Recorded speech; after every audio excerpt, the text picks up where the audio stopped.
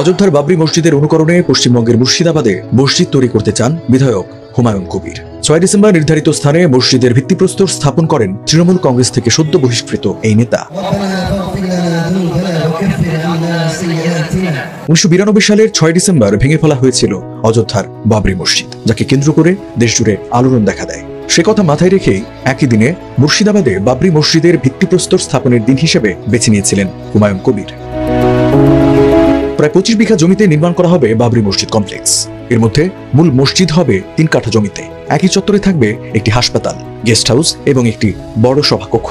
প্রস্তাবিত এই মসজিদ নির্মাণের জন্য ইতিমধ্যে 80 কোটি রুপি অনুদান দিয়েছে স্থানীয় এক শিল্পপতি। ভিত্তিপ্রস্তর স্থাপন উপলক্ষে আয়োজিত সমাবেশে অংশ নেন লাখো মানুষ। উপস্থিত ছিলেন সৌদি আরবের হযরত মাওলানা মুফতি সুফিয়ান এবং শেখ আব্দুল্লাহ সহ বেশ কয়েকজন ধর্মীয় নেতা।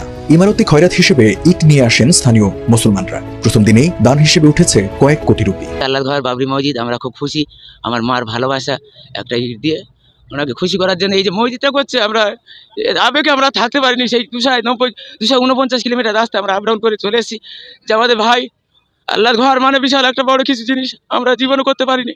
ভাই করছে সেই ইয়েতে আবেগে আমরা ধৈর্য না রাখতে পেরে আমরা চলে এসেছি 249 কিলোমিটার রাস্তা। গাড়ি চড়ে 9টায় গাড়ি ছেড়ে আমরা এই 6টায় 15 এখানে এসে পৌঁছালাম। অনুষ্ঠানে হুমায়ুন কবির বলেন, উপাসনালয় নির্মাণের সাংবিধানিক অধিকার তার রয়েছে এবং বাধা সত্ত্বেও কাজ থামানো হবে না। এটি মুসলমানদের প্রতিশ্রুতি, বাবরি মসজিদ তৈরি হবেই। একই সঙ্গে আগামী 22 ডিসেম্বর নতুন একটি রাজনৈতিক দল আত্মপ্রকাশের ঘোষণা দেন তিনি।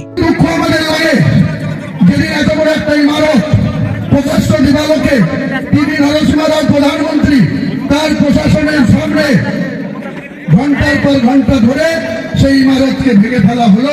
এর আগে নির্মাণ কাজ ঘিরে বিতর্ক সৃষ্টি হলে জনস্বার্থে মামলা করা হয় হাইকোর্টে।